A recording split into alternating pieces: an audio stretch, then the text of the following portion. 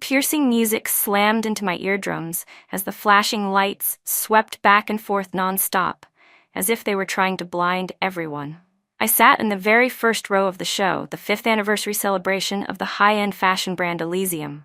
With my arms crossed and my face devoid of emotion, I looked toward Daniel Wright, the creative director and also my boyfriend, who stood on stage smiling brilliantly. He looked elegant in his custom-tailored suit, carrying himself with confidence as he accepted thunderous applause from the fashion elite.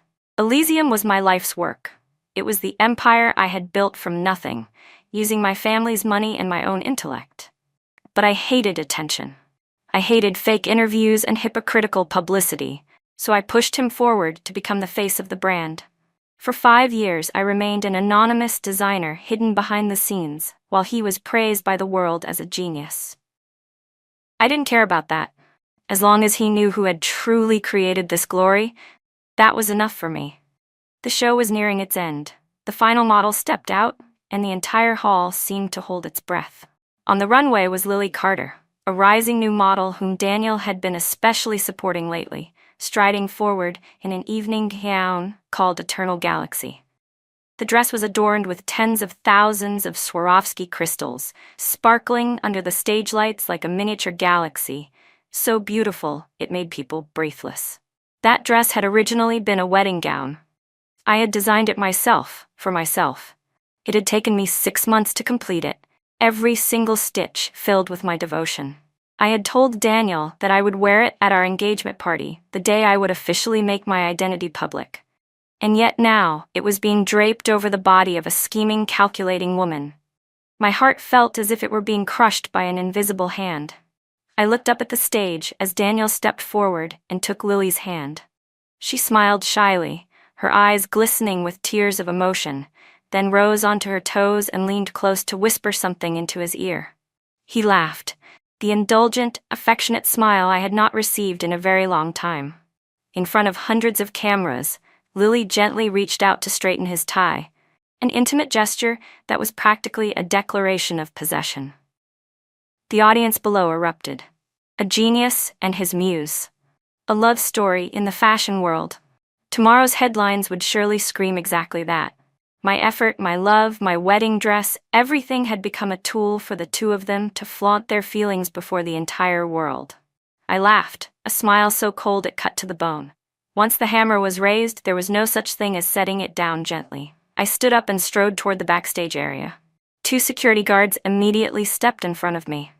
"Miss, this area is restricted. Unauthorized personnel are not allowed to enter." I didn't even bother to look at them. My voice was icy. "Move." "I'm sorry, miss. It's the rules."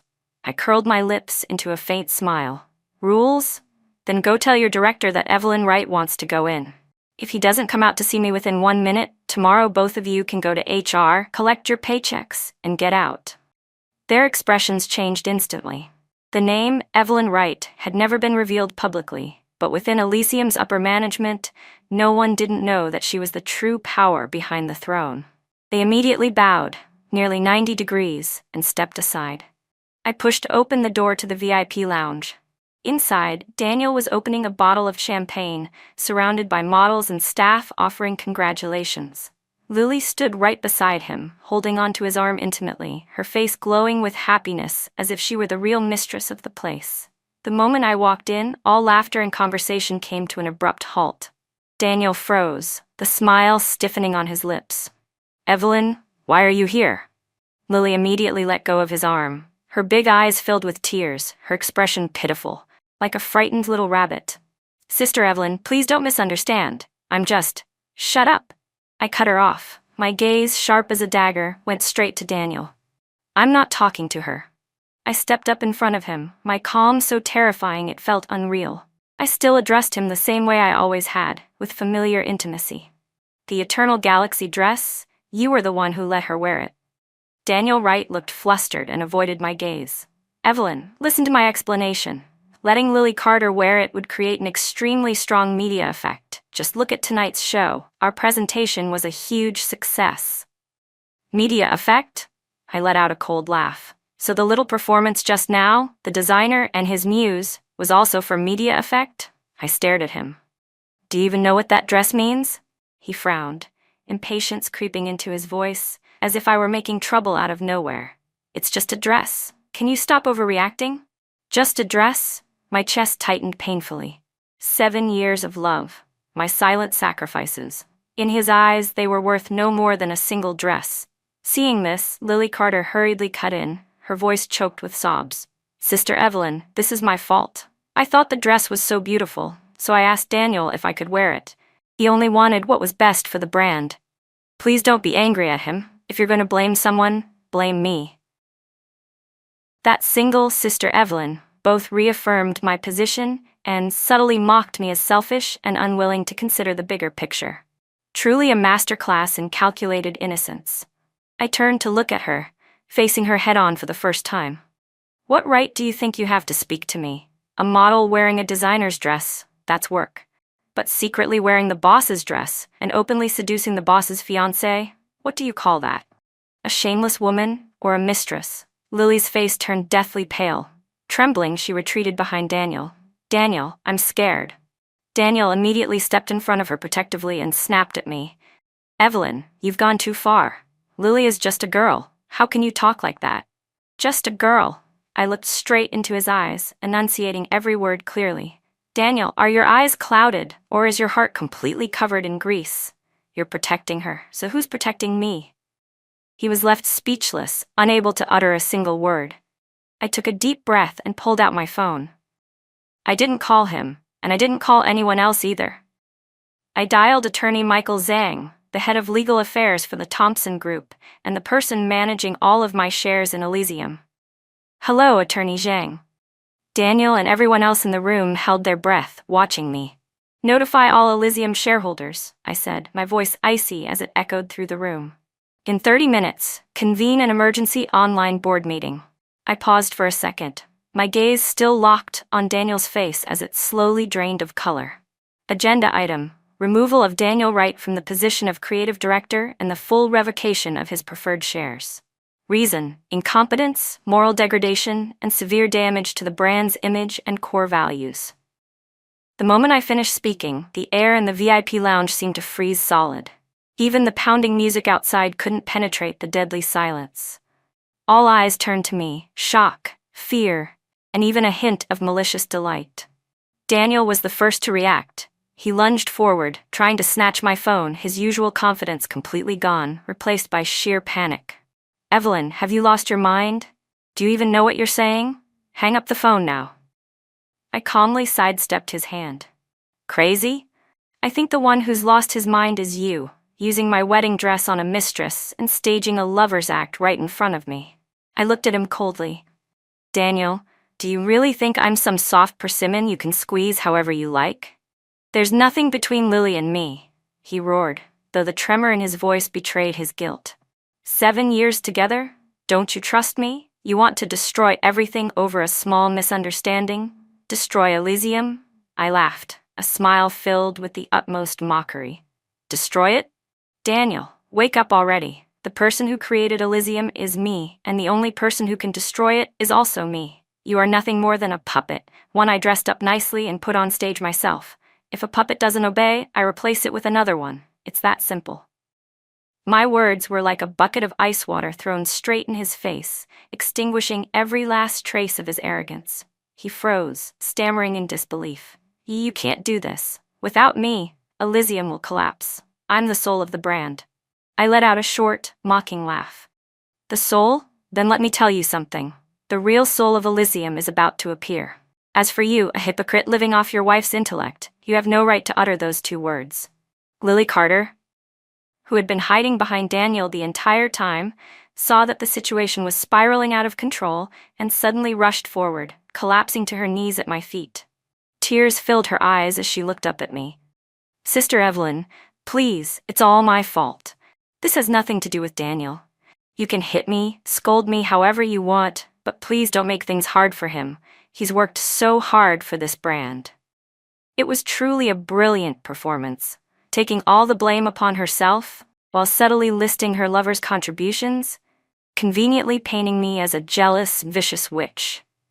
I bent down and looked straight into her eyes, which were desperately trying to appear innocent and pure. Worked hard? Worked hard stealing my design drafts and turning them into his own? Or worked hard getting into bed with you? Lily's face instantly turned ashen. She clearly hadn't expected me to speak so bluntly in front of so many people. I couldn't be bothered to look at her anymore. I turned to my assistant, who had been standing by the door, ready for who knows how long. Set up the projector. Connect it to the group's online boardroom. I want everyone here to attend an important meeting. Yes, madam, my assistant replied immediately. 10 minutes later, the large screen in the VIP lounge lit up. One by one, the faces of the shareholders appeared, seasoned veterans, old foxes of the business world, and also my uncles from the Wright family. Attorney Michael Zhang began the meeting. Gentlemen, per the request of the largest shareholder, Miss Evelyn Wright, we are now convening an extraordinary board meeting. Daniel looked at the powerful faces on the screen. His legs went weak, and he nearly collapsed. He knew this was no joke. I object, he shouted. I'm the creative director. I own 5% of the shares. You don't have the right. My third uncle, who held the position of vice chairman of the Wright Group, calmly took a sip of tea before speaking in a low but commanding voice. Daniel, that 5% consists of preferred shares personally granted to you by Evelyn, with conditions attached. You violated the morality clause and caused serious damage to the brand's image. We have every right to reclaim them. Or would you like Attorney Zhang to read the contract aloud for you? Daniel was rendered completely speechless. Cold sweat poured down his body as if he had just stepped out of a shower. I picked up the glass of red wine on the table with composed elegance, gently swirling the crimson liquid. Daniel, I'm giving you two choices. First, write your resignation letter yourself and leave quietly. I'll leave you with the last shred of dignity. Second, let the board vote to remove you. You already know the result. But the process won't be pleasant. Every scandal involving you and Lily Carter will be made public as part of the meeting minutes. This was a battle of wills. I knew that with his pride, he would never choose the second option. He looked at me. His eyes filled with tangled emotions, resentment, pleading, and utter despair. After 7 years together, perhaps only now did he truly realize who I was. No longer the naive girl who once started a business with him, but Evelyn Wright, heir to the Wright Group, a woman who would never tolerate betrayal. Wait, Lily saw her protector about to fall and hurriedly scrambled to her feet, trying to slip out of the room. Wait. I spoke calmly, not loudly, but it was enough to make her stop in her tracks. Miss Lily, do you really think this is over? I gestured to my assistant, who immediately stepped forward and handed her a stack of documents. This is a lawsuit from the legal department, I said evenly. First, you deliberately damaged an exclusive, high-value design, the Eternal Galaxy gown. Second, you seriously violated the morality clause in your modeling contract, causing negative impact to Elysium's brand image. The preliminary compensation amount is 50 million yuan. And of course, from today onward, your modeling career in this country is effectively over. 50 million? Lily screamed and collapsed on the spot. Whether she actually fainted or was pretending, I didn't care. I turned my gaze back to Daniel Wright, who stood there frozen, as if struck by lightning, half his soul already gone. Choose, I said, taking a small sip of red wine. My time is very valuable. Faced with the two options I had laid out, Daniel stood rooted to the floor. His face shifted from pale to green, like a colorful chameleon desperately trying to adapt to a hostile environment. I knew exactly what he was calculating. If he were removed, he wouldn't just lose his job and shares. His entire reputation as a so-called design genius, built painstakingly on my intellect, would collapse in an instant. Every scandal would be exposed, and he would be left with nothing. But if he resigned on his own, he could at least keep the facade of a difference in direction, and still leave himself a way out. For a man as obsessed with pride as he was, the answer was obvious. Sure enough, after a few suffocating seconds of silence, Daniel clenched his teeth and forced the words out between them. Fine, you win. I resign. As he spoke, he no longer sounded like the man I once knew. 7 years of shared history had, at this moment, been reduced to nothing but cold distance. And yet, I felt nothing at all. My heart had died the moment I saw Lily wearing my wedding dress. A wise choice, I said flatly, signaling to my assistant. Bring in the resignation letter. Have Director Daniel sign it. I paused, then added, oh, and call the 2 security guards from earlier in here. The 2 guards I had threatened moments ago arrived immediately, their attitudes so respectful, it was as if they were 1 step away from kneeling. I pointed toward Daniel, who was standing there in a daze, and Lily, still unconscious on the floor. Escort former Director Daniel and this model out of here. Remember, out of the building, not just out of this room. Make sure they don't take a single thing that belongs to the company, not even a thread.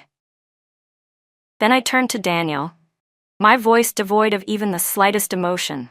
The suit you're wearing is a custom design made by Elysium for the creative director. You are no longer the creative director. You have 10 minutes to change in the restroom. I'll have your clothes delivered to your home later. Consider it the last bit of sentiment I'm willing to show you. Stripped of even the clothes on his back, this was the greatest humiliation of all. Daniel's face flushed red with rage and shame. He glared at me, his eyes filled with murderous intent. Evelyn, don't push people too far. Push you. I stepped closer, leaned in, and whispered into his ear so only the 2 of us could hear. When you used my work to support a mistress, when you let her wear my wedding dress and staged a love show in front of me, why didn't you think about how you were pushing me? Daniel, this is only the beginning. I'll settle the debt of these 7 years with you slowly. With that, I turned around and walked away, not sparing a single glance at his miserable state. I addressed the shareholders on the screen. The meeting is adjourned. Thank you, uncles, for taking the time. The screen went dark, and the room fell back into silence.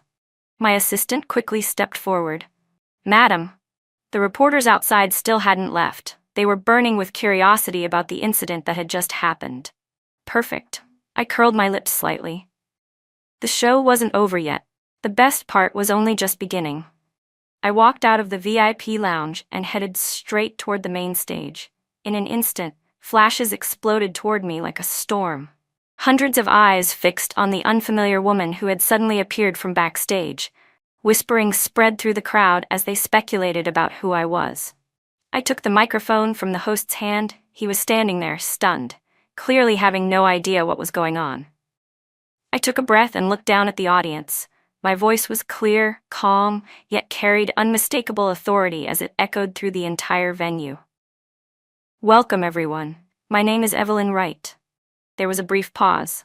No one recognized that name. I smiled faintly. But perhaps you'll be more familiar with me by another identity. I am the founder and also the anonymous designer who has stood behind every Elysium collection for the past 5 years. Boom. That single sentence detonated like a nuclear bomb in the middle of the hall. Everyone froze in shock. Camera shutters went off like mad. Reporters reacted as if they had struck gold, fingers flying across keyboards to push breaking news. Elysium's founder revealed. So Daniel Wright was just an imposter? The fashion industry's drama of the century. I raised my hand, signaling for silence. Our creative director, Mr. Daniel Wright, due to personal health reasons, has officially stepped down from his position as of this moment. On behalf of Elysium, I thank him for his contributions over the years. The words were gentle, but they were a fatal blade, officially drawing a full stop to Daniel's career at Elysium. Health reasons. What a perfect and deeply ironic excuse. Moral health problems counted as health issues too, didn't they? And to celebrate a brand new beginning, I continued, my tone bright and confident. I am honored to announce that Elysium will be launching an entirely new haute couture collection next month, titled Phoenix Reborn. Every design in this collection will be personally created by me. I paused, then looked straight into the nearest camera lens. And the lead model for that show will be none other than international supermodel Bianca Brooks, who has just returned from Paris Fashion Week. Another bombshell. Who was Bianca Brooks? She was Lily Carter's sworn rival, the one Lily had always been jealous of and tried relentlessly to undermine. Choosing Bianca as the show's centerpiece was no different from publicly slapping Lily across the face and declaring, "You never stood a chance." I stood there on the stage that had once belonged to Daniel's glory, basking in the flashing lights, savoring the attention of the entire world. I knew that starting tonight, the name Evelyn Wright would shake the entire fashion industry.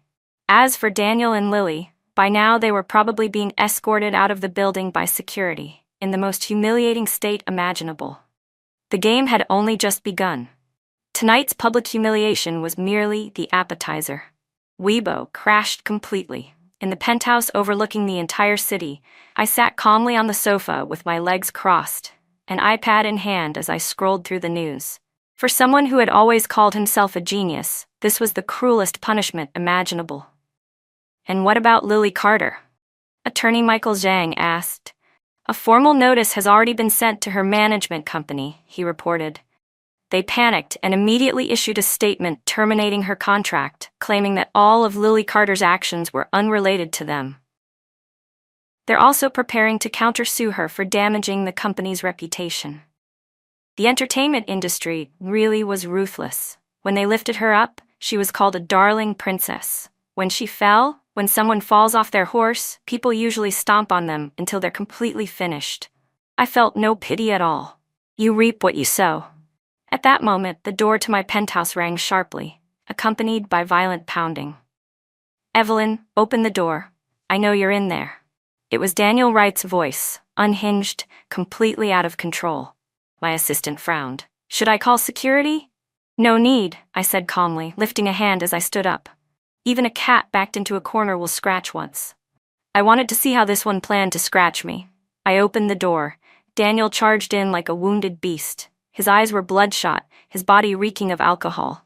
He grabbed my shoulders and shook me hard. "Why? Why did you do this to me? 7 years. How could you bring yourself to destroy me?" In just one night, I let him shake me until he ran out of strength. Only then did I coldly pry his hands off, brushing my shoulders as if I had touched something filthy. "Daniel, have you lost your memory? The one who destroyed you was yourself, not me. When you let Lily wear my wedding dress, why didn't you think about those 7 years? When you protected her and humiliated me in front of so many people, why didn't you think about those 7 years?" "It was just a mistake," he said desperately. "I was possessed. I love you, Evelyn. Haven't we been through so much together?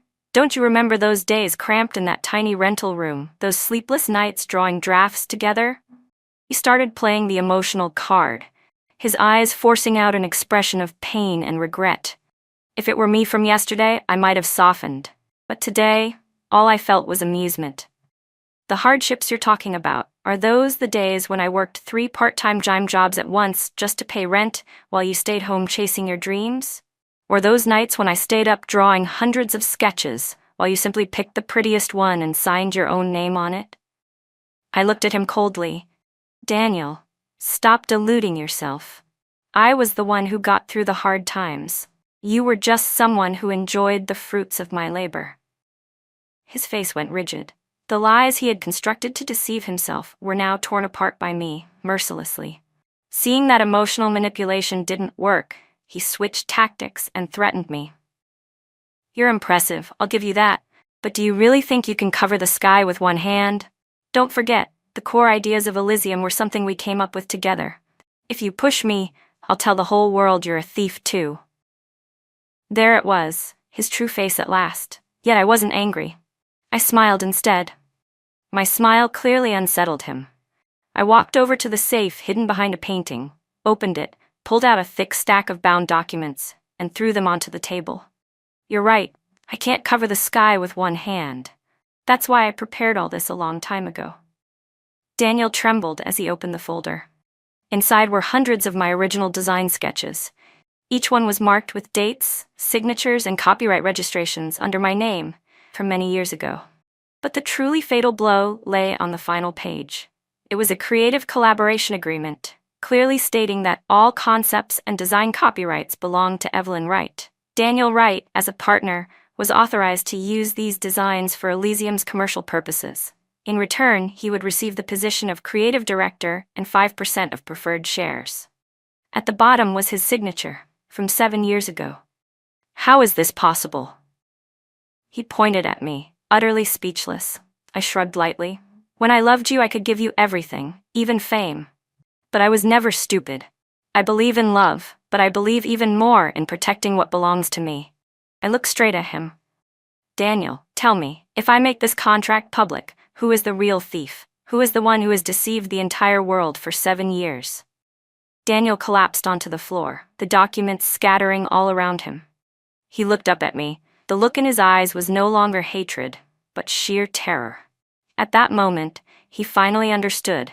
From beginning to end, he had never once stood a chance of winning this game. Because the one who had created the chessboard itself was me. Looking at Daniel Wright in his utterly shattered state, I felt not the slightest trace of pity. I merely raised a hand coldly, signaling my assistant to see him out. 2 tall bodyguards immediately stepped forward, polite yet leaving no room for resistance, and escorted Daniel out of my penthouse. The door slammed shut behind him, severing completely the 7-year past we had shared. I turned back to the sofa, poured myself a glass of whiskey, and gently swirled the ice cubes inside. Was the game over? To me, this match hadn't even reached the halfway point. I knew Daniel better than anyone. A man accustomed to living in the spotlight and basking in adoration would never accept fading away in silence. Sure enough, less than 24 hours later, while the media storm surrounding my true identity still hadn't died down, Daniel launched his counterattack. He posted a long article on Weibo, titled "To the Woman I Loved for 7 Years, and a Belated Apology." A headline reeking of cheap sentimentality. I took a sip of my drink and began to read. His post was a masterclass in self-whitewashing. He didn't deny that he had wronged Lily Carter. Instead, he framed it as a moment of weakness by a man who had long felt insecure and suffocated. He retold our love story from the earliest, most difficult days, but from a completely different perspective. In his version, I was no longer the woman who had silently sacrificed everything, but a rich heiress who used money to control love. Elysium was no longer our shared dream, but a gilded cage I had built to imprison his talent and pride. Every company decision he claimed had been manipulated by me behind the scenes, while he was nothing more than a beautiful puppet displayed before the public. She gave me everything: fame, money, status, he wrote in anguish. But the one thing she never gave me was the feeling of being a real man. He admitted he was wrong to seek comfort in another woman, but asked whether anyone could understand his despair at living every day under the overwhelming shadow of the person he loved. At the end, he didn't forget to protect Lily, insisting she was just an innocent girl who had been inadvertently swept into our tragedy. "The fault is mine," he wrote. "Please don't hurt her." Almost immediately, Lily reposted his article, adding only a short line, "I don't regret it," followed by a broken heart emoji, a perfectly coordinated performance. They were trying to turn an affair and years of deception into a tragic love story. Daniel, once an incompetent betrayer, was suddenly recast as a victim of capital, a pitiful genius suppressed by power. Lily, once a shameless mistress, was transformed into an innocent girl who had loved recklessly.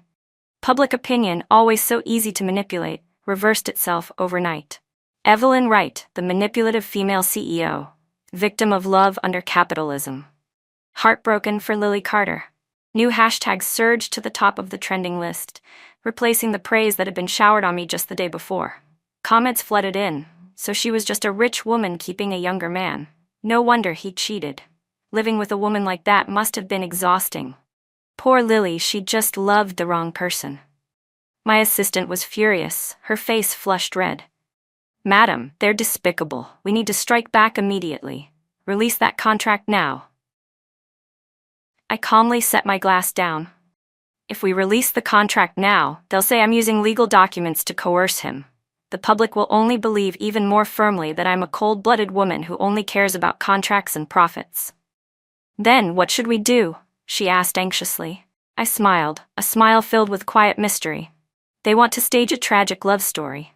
Fine, then I'll give them a drama even more devastating." I picked up my phone and dialed an unfamiliar number. "Hello, is this Cole Stone? This is Evelyn Wright."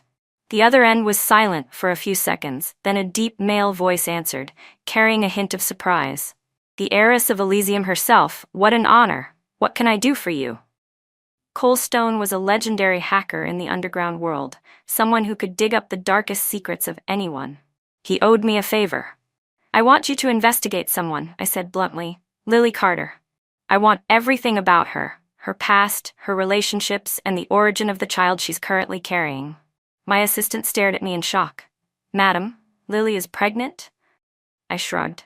"I don't know, but in Daniel's post he emphasized over and over how innocent and pure she is, like some flawless white lotus. Suddenly being pregnant by a man who was about to marry, doesn't that sound like a perfectly logical plot point for a trashy melodrama?" This was a gamble, a bet on greed. It was Lily's move. And there was more. "One more thing," I continued into the phone. "Investigate the bank accounts of Daniel Wright's mother over the past 3 years. I want to see how much money that so-called poor mother back in his hometown has received from Elysium as support." After hanging up, I looked out the window at the glittering city night, beautiful and riddled with lies. "Daniel, you played your role well, but you forgot one thing. I'm not just a designer. I'm also the screenwriter of this drama. Who's acting, who's watching, the next episode will make that clear. You've played your ace card. Now it's my turn. I won't just bring you down. I'll make you kneel and beg me to forgive your stupidity." Cole's Stone worked faster than I expected. In less than a day, an encrypted email appeared neatly in my inbox. The subject line contained just one word: fruit. I opened the file, and the corner of my lips curved upward unconsciously. This gift was indeed generous. First, about our pure and innocent Lily Carter. She was indeed pregnant, but the child was not Daniel's. The attached medical report clearly showed that the father was Richard Hale, a 60-something tycoon, chairman of New Peak Group, a direct competitor to the Wright family's fashion business. The attachments also included dozens of photos of Lily and Richard entering and leaving a private villa together, their intimacy unmistakable. So it wasn't true love after all, but a professional sugar baby. She had planned to use the pregnancy to force Richard Hale into taking responsibility, but that old fox refused. Left with no way out, she staged the reckless love act with Daniel, intending to dump the baby on him and, by the way, step into the elite circle of Elysium. Second, regarding Daniel's poor, hard-working mother, the bank statements from the past 3 years were nothing short of a miracle. All the money Daniel had secretly siphoned from Elysium's funds under the guise of creative development expenses had flowed straight into her account. Not only had she used the money to build the largest villa in her village, she was also a VIP at Rainfall Casino, losing millions at a time without batting an eye. The image of the thrifty rural mother Daniel had so carefully constructed collapsed completely. My assistant finished reading and was shaking with anger. "Madam, they're all scammers, every single one of them. We should expose everything online right now." "Expose it now?" I shook my head and shut the laptop. That would be far too merciful. The strike has to be fatal, so they can never get back up. He wants to play the victim? Then I'll give him a truly grand stage to perform on. I picked up my phone and called the group's PR department. "Arrange an exclusive interview for me with the largest financial television network," I said calmly. "The topic will be From Zero to an Empire, Elysium. The untold story of Evelyn Wright." At the same time, through a few bloggers, information was casually leaked that during the interview I would clarify all the recent rumors and that there would be a special gift prepared for Daniel Wright's family. Once the news was released, social media exploded again. Everyone was curious about what I would say and what exactly that special gift would be. Was it a breakup compensation payout or another counterattack? 3 days later, the interview was broadcast live. I wore a white suit that I had designed myself, my presence composed and radiant. I calmly recounted the process of building Elysium from the ground up, never once mentioning Daniel Wright with resentment. On the contrary, I even said that he had helped me a great deal in turning ideas into reality. The host skillfully steered the conversation. "Recently, there have been rumors that you used your family background to suppress Mr. Wright, making him feel suffocated. What's your response to that?" I smiled, a smile that was gentle yet distant. I admit that perhaps I focused too much on work and neglected his emotional needs. I always wanted to give him the best, but maybe my way of expressing it was wrong. My voice began to choke slightly. I know he came from a difficult background and has always carried the burden of his family on his shoulders, especially his mother. She worked tirelessly on her own to raise him. Without her, there wouldn't be the Daniel Wright of today. and there wouldn't be Elysium either. As I said this, I gestured lightly. The studio doors opened, and my assistant helped a plainly dressed, middle-aged woman with a weathered face onto the set. It was Daniel's mother. She seemed to have been coached in advance. The moment she saw me, she burst into tears. "Evelyn, this is all our fault. Daniel was foolish. Please forgive him." I hurriedly stood up to support her, looking deeply apologetic. "Please don't say that. It's because I wasn't good enough." I then turned toward the camera, my voice filled with sincerity. Taking this opportunity, I want to express my deepest gratitude to her. And to show my appreciation, on behalf of Elysium, I'd like to gift her a savings account worth 10 million yuan as funds for her retirement. The entire studio erupted. 10 million yuan, an astronomical figure. Daniel's mother's eyes lit up instantly as she hurriedly took the bank book, her hands trembling with excitement. Even the host was visibly moved. "Miss Wright, you're truly a generous person." "This is only what I should do," I replied. Then, as if by accident, my gaze dropped to her rough hands. "You've really worked hard over the years. Looking at your hands. Oh, and that diamond ring you're wearing, it's beautiful. Daniel must be very filial to have given it to you, right?" Daniel's mother flinched and instinctively pulled her hand back, but it was already too late. The camera zoomed in for a close-up of the large diamond ring sparkling on her finger. At the same moment, Cole Stone made his move on Weibo. A flood of images was released. Daniel's mother dressed in luxury brands, carrying a Hermes bag, seated at a poker table in Rainfall Casino, a clear receipt for the diamond ring, priced at 2 million yuan, and bank statements showing staggering amounts of spending. Boom, boom, boom. The narrative of a domineering rich woman and a pitiful young man instantly flipped into one of an entire family of scammers and a generous woman being deceived. Public opinion turned faster than flipping a rice paper wrap.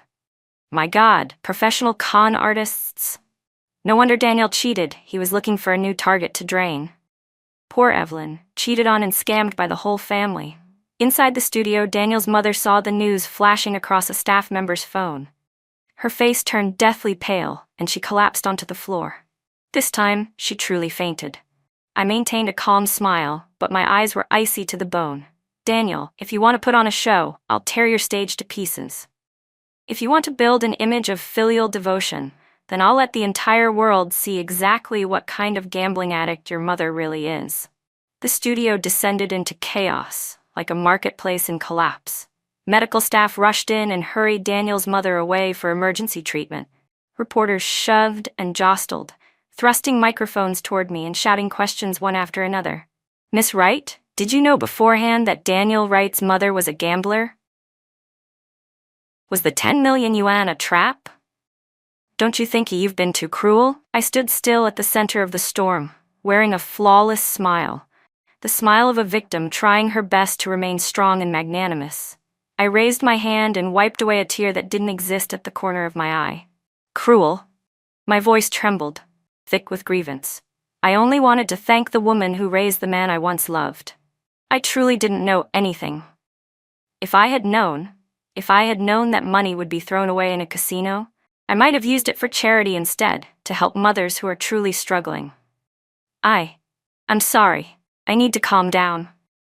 With that, I lowered my head, turned around, and quickly walked inside under the protection of my bodyguards, leaving behind a silhouette that looked both resilient and pitiful. It was the peak of performance. Not only had I exposed the true faces of that mother and son, I had also wrapped myself in a halo of sainthood. Public opinion would no longer just curse Daniel, it would sympathize with and even praise me. One arrow, two birds. The moment I got into the car, the fragile smile on my lips vanished, replaced by my usual cold indifference. "How is it?" I asked my assistant. "Madam, Daniel's phone is about to explode. He's been calling you non-stop, but I've blocked everything. His and Lily Carter's Weibo accounts have both been completely taken down by netizens. And Richard Hale's New Peak Group just released a statement saying they'll pursue legal action against those spreading false rumors that damaged Chairman Hale's reputation." That old fox reacted quickly. I sneered. He was trying to completely sever his connection to Lily. Just then, my phone received a message from an unfamiliar number. It was from Daniel. He must have used another phone. "Evelyn, I'm begging you. Please spare my mother. She doesn't know anything. I was wrong. It's all my fault. I'll be your slave. I'll do anything you want. Just please save her." Attached was a photo of his mother lying in a hospital bed, hooked up to a ventilator, looking utterly miserable. My assistant hesitated when she saw it. "Madam, this feels a bit fake," I said calmly. "This hospital belongs to the right group. The doctor already reported that she only suffered psychological shock and a slight spike in blood pressure. Rest for a while, and she'll be fine. Putting on a show in front of me, this family really does have deception in their blood." I didn't reply to his message. I knew this still wasn't the limit of his despair. I wanted him to taste what it felt like to be abandoned by the entire world, to be stabbed in the back by the person he trusted the most. Finally, I gave the order to Cole Stone. "It's time. Release the remaining gift." An hour later, while Daniel was still desperately begging me in vain, a short video suddenly leaked and spread at a terrifying speed. In the video, Lily Carter was sitting in a cafe across from Richard Hale. She placed an ADN test report on the table. "Chairman Hale, the child is yours. What do you plan to do?" Richard Hale let out a cold laugh. "Miss Lily, do you think I'm an idiot, trying to tie me down with a pregnancy?" He leaned back casually. "I'll give you two choices. 1, get rid of it, and I'll give you $5 million. 2, keep it, but don't expect a single cent from me, and don't even dream of stepping into the Hale family." Lily gritted her teeth. "Aren't you afraid I'll tell your wife?" "Go ahead and try," Richard shrugged. "See whether she believes a fox like you, or the husband she's lived with for 30 years. He paused, then added lightly, "Oh, and just so you know, I had a vasectomy 10 years ago. You know better than anyone whose child you're carrying." The video ended there, but it was more than enough to trigger a seismic shock. Lily Carter had tried to dump the responsibility on Daniel, turning him into a crowned cuckold. If the previous scandals had merely ruined Daniel's reputation, this bomb directly sealed his coffin and poured concrete over the grave. He was no longer just an incompetent, deceitful, unfilial man. Now he was also a fool who had been cheated on without even realizing it, still foolishly protecting another man's child. This humiliation was more painful than death itself. My phone vibrated again. It was still Daniel. This time it wasn't a message, it was a call. I gestured for my assistant to answer and put it on speaker. On the other end was a terrifying silence. After a long while, Daniel's hoarse, hollow voice finally came through. "Is it real? What do you think?" I replied calmly. "Why? Why did you only tell me now?" he nearly screamed, his voice filled with unbearable pain and rage. I laughed, a cold sound like shattering glass. "Daniel, listen carefully. I'm telling you this not because I still care about you, and not because I want you to wake up. I just want you to understand one thing." I paused, enunciating every word slowly. The feeling of being deceived by the person you trusted the most, the feeling of being laughed at by the entire world, the feeling of losing everything. That's exactly what I went through. Now, it's your turn to taste it. A loud crash came from the other end of the line, as if something had been smashed to pieces. Then came Daniel's incoherent, frenzied screaming. No curses, no pleas left, only the desperate sounds of a cornered beast. I didn't say another word. I quietly hung up. My assistant looked at me, her expression conflicted. "Madam, he won't do something foolish, will he?" "Foolish?" I finished the last sip of whiskey in my glass, the burning heat spreading through me. "A man as selfish to the core as he is, someone who loves himself more than anything in the world, will never have the courage to end his own life. He's just venting his anger on lifeless objects. At worst, he'll smash up the apartment." I paused, then added casually, "Oh, and that apartment is still under my name. Tell Attorney Jean to send him the damage invoice." "Taking his anger out on my property? Fine, pay for it. I've always been fair." I stood up and stretched. The curtain had fallen on this act, and I was a little tired. "I'll go into the office a bit late tomorrow. Leave everything else to you." "Yes, madam." I had thought the story would end there, that Daniel and Lily would drown in the ocean of public scorn while I continued on my own path. But I had underestimated the madness of a desperate woman backed into a corner. The next morning, while I was still enjoying a late breakfast, my assistant called. Her voice panicked. "Madam, something big has happened. You need to see the news." I opened my iPad. What filled my screen was a headline dominating the front page of every major outlet. Model Lily Carter storms New Peak Group headquarters, accuses Chairman Richard Hale of emotional fraud and forcing an abortion. Attached was a chaotic livestream video. Lily, her belly already slightly rounded, completely disregarding her image, sat sprawled on the ground in front of New Peak Group's gates, crying hysterically. "Richard Hale, you animal, you seduced me, promised me a future. Now that I'm pregnant with your child, you want to deny everything?" she screamed toward the cameras. "Everyone, look, this is the true face of the respectable chairman you all admire." She held the ADN test report high in the air, wailing at the swarm of reporters gathered around her like flies on carrion. New Peak's security tried to drag her away, but she clung tightly to the gate, putting on a heart-wrenching performance of a mother protecting her child. I laughed softly. A clever move, but also an incredibly stupid one. "Is that so?" My assistant didn't understand. "Isn't she just destroying herself?" "It is self-destruction," I explained calmly, "but the kind where if she's going down, she wants to drag someone else down with her. She knows she has no way out anymore. In the entertainment industry, she has zero chance of winning against me. The only way left for her to get a large sum of money now is to cling tightly to Richard Hale. Even if she can't marry into the family by making such a public scene, Richard Hale's wife definitely won't let it go. When that happens, to protect the family's reputation, that old man will inevitably have to pay a hefty amount to silence her. A professional green tea schemer," I added lightly. "Even when cornered, she still knows how to maximize her own gains." "So, do we need to do anything?" my assistant asked nervously. "This involves us too." "Do what?" I shrugged, poured myself a pot of tea and sat down to watch the show. When dogs bite each other, why jump in and risk getting bitten? Then we'd still have to pay for rabies shots. Lily's performance dragged on until noon. Finally, a luxurious black Rolls-Royce screeched to a stop at the entrance. A dignified, middle-aged woman wearing sunglasses stepped out. It was Mrs. Hale, Richard Hale's legal wife. She didn't get angry or cause a jealous scene. She simply walked up to Lily, looked her up and down with undisguised contempt, and spoke coldly. "How much do you want?" Lily stopped crying, stunned. "I'm asking how much money you want to get out of my husband's life," Mrs. Hale continued calmly, "and take that bastard child with you." After a round of bargaining in front of hundreds of cameras, Mrs. Hale pulled out a check, filled in a long string of numbers, and tossed it onto the ground in front of Lily. "Take it and disappear.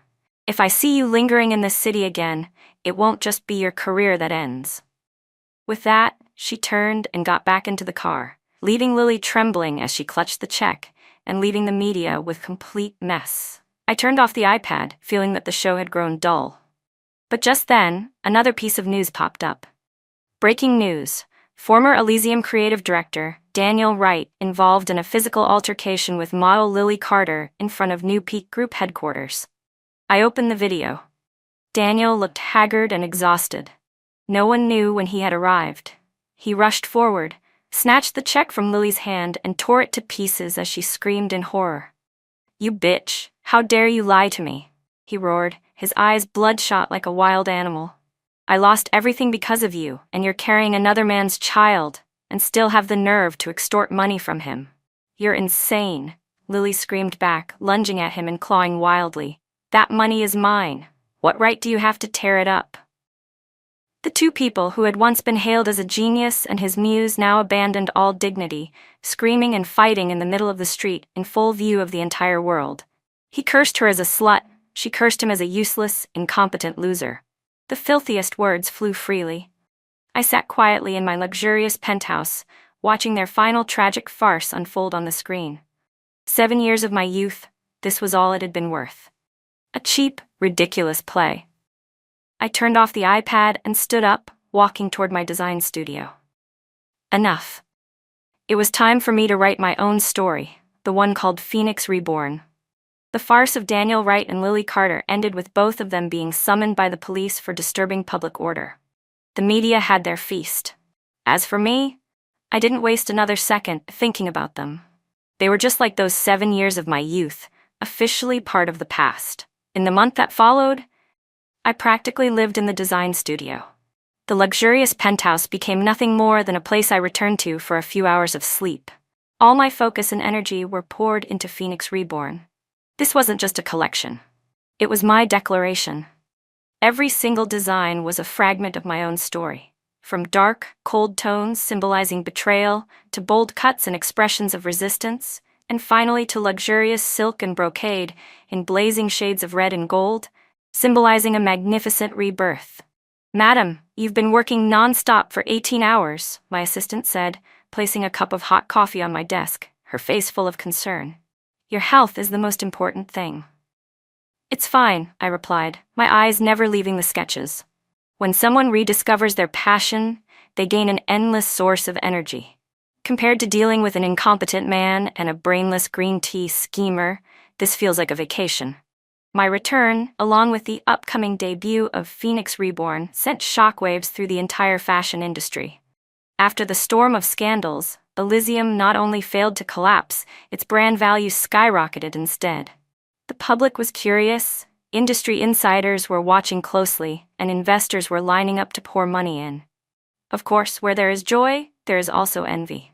At a high society charity gala, I ran into Vivienne Monroe, the heiress of the Venus Fashion Group, Elysium's longtime rival. She had always regarded me as a thorn in her side, simply because under Daniel Wright's name, Elysium had consistently outperformed Venus. Vivienne walked over, gently swirling the wine in her glass, a fake smile on her lips. "Evelyn, long time no see. I heard Elysium just changed leadership. I wonder if it can survive the storm. After all, a designer who hid behind a man for 7 years, now suddenly stepping into the spotlight, must still be getting used to it." It was a malicious jab, implying I was talentless and only ever rode on someone else's coattails. I smiled and raised my own glass. "Miss Monroe, you should know that I don't just withstand storms, I create them. Instead of worrying about me, you might want to worry about Venus's little paper boat. I hear your latest collection was slammed as a disaster, the color palette in particular." Vivienne's face stiffened. I stepped closer and lowered my voice. "And one more thing. I wasn't hiding.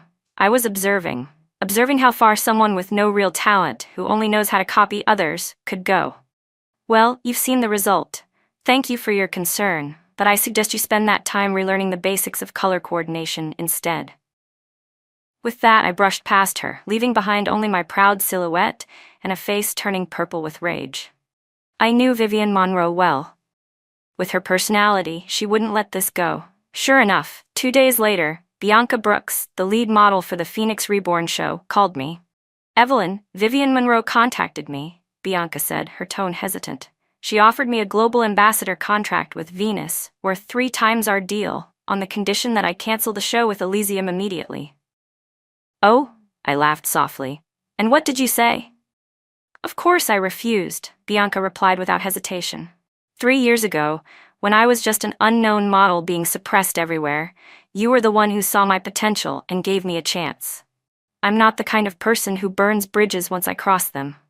"I knew it," I said with a smile. "Thank you." "Then? Go ahead and accept her dinner invitation," I continued calmly. Bianca was startled. "Why?" "I want to give her a little surprise. Go, turn on a recording device. Tell her you need time to think, and ask her, aside from money, what Venus can give you that Elysium can't." That night, Bianca sent me an audio recording. In it, Vivienne Monroe's shrill voice was crystal clear. "Bianca, you need to understand, sticking with Evelyn has no future. She's just a rich girl playing dress-up. Sooner or later, Elysium will fall back into the right family's hands. When that happens, she'll just be another employee. Venus belongs to my family." Vivienne's voice continued on the recording. "If you come over to my side, I guarantee your position will be untouchable. I also heard that Evelyn plans to use a new type of fabric for this collection. Do you have any way to get a sample of that fabric? If you do, I'll reward you even more." After listening, I could only shake my head. Stupid and vicious, a truly destructive combination. I sent the recording to Cole Stone. "Help me process this a bit," I instructed. "Turn it into an upbeat remix track. Post it on an anonymous account, then let some major fashion bloggers accidentally hear it. Remember, it has to be very accidental. And release it on the day of the Phoenix Reborn show." On the day of the show, the guests had already filled the venue. The atmosphere was solemn, charged with anticipation. Then, on all the giant screens, instead of the collection's introductory video, a remix suddenly started playing. Heavy beats dropped, three rhythms collided, and Vivian Monroe's familiar voice echoed through the hall, seamlessly remixed. Sticking with Evelyn has no future. Can you get that fabric sample? I'll reward you even more. Reward you more. The entire venue froze, then erupted into buzzing whispers. Vivian Monroe, seated in the front row, went pale as a sheet. She jumped to her feet and fled in utter humiliation. Standing backstage, I watched everything unfold on the monitor. I curled my lips slightly and picked up the walkie-talkie. Trash cleared, cut the music. I took a deep breath. The show was about to truly begin. The stage lights went out. The entire venue plunged into darkness and absolute silence. The ridiculous opening act, Vivian Monroe's farce, had been completely wiped away, leaving only pure anticipation. Then, a bewitching red-orange glow, like the fire of dawn, slowly spread across the runway. Against a powerful, surging orchestral score, the first model stepped out. She wore a design in pitch-black tones, structured and rigid, with razor-sharp cuts like knife wounds, symbolizing cold, merciless betrayal. The audience held their breath. They weren't just seeing clothes, they were witnessing a story. The following designs appeared one after another, like chapters of a novel. Black shifted into ash gray, symbolizing collapse. Then came bold tears, frayed edges, and aggressive deconstruction, expressions of rebellion.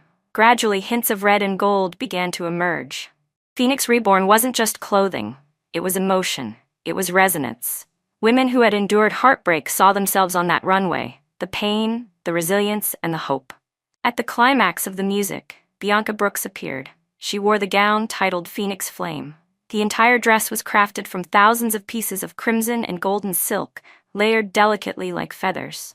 The long train swept the floor, shimmering like flowing magma. With every step she took, the gown seemed to ignite, alive, proud, blazing. It wasn't merely an outfit, it was a work of art, a symbol of the most magnificent, radiant rebirth.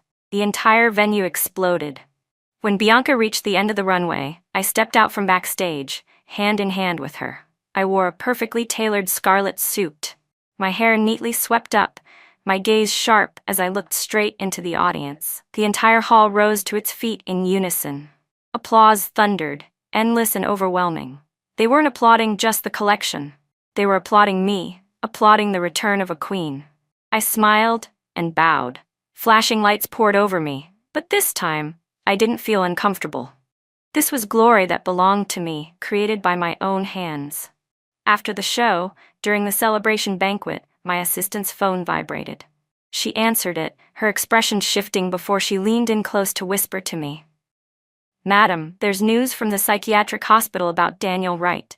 After watching the live stream of our show, he had a psychotic episode, smashed everything in sight, and kept screaming your name. The doctors had to administer a high dose of sedatives." I gently swirled my champagne glass, watching the bubbles rise. "Is that all?" I asked. "There's more," my assistant continued. "Venus Group just announced that Vivian Monroe has been removed from her position as vice president. Their stock took a brutal hit this morning. I heard Mr. Monroe was so furious he had to be hospitalized." I didn't say anything, only smiled faintly. At that moment, my third uncle, the vice chairman of the Wright Group, walked over with several major shareholders. He patted my shoulder, pride evident in his eyes. "Evelyn, you did very well. Phoenix Reborn wasn't just a successful show, it elevated Elysium to an entirely new level. The shareholders have unanimously agreed that from this point on, you will officially take over as CEO of Elysium." I raised my glass. "Thank you, uncles, for your trust. I won't disappoint you." They laughed cheerfully and moved on to greet other guests. My assistant was still standing beside me, looking slightly puzzled. "Madam, don't you feel satisfied? Your enemies, one has gone mad, the other has lost everything." "Satisfied?" I looked at her, then at the lavish scene of the banquet where I stood at the very center. When you stand high enough, you no longer have time to look down at those who've fallen beneath your feet. They're no longer worthy of appearing in my world. I set my glass down and linked arms with her.